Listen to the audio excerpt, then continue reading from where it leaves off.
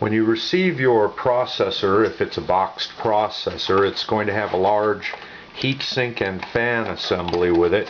And over in the corner of the box, you'll find the processor proper in its little plastic container.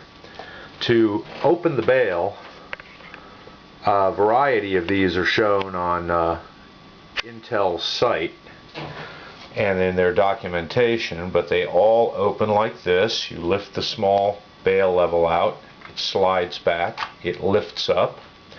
They show, in most instances, a plastic pin cover that is on top of the bail. This one's on the bottom, so we remove it.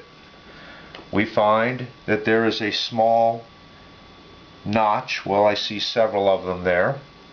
We carefully remove the chip from its protective housing, being careful not to touch any of the pins.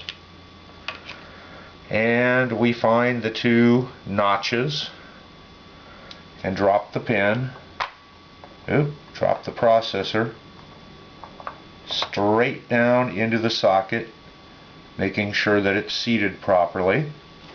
Some of the instructions show you leaving the plastic cover that's on the top of this load assembly, but we don't do that with this one.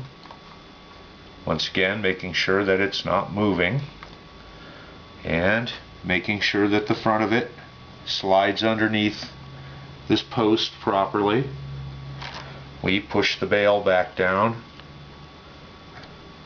and snap it into position, and there, the processor should be properly installed.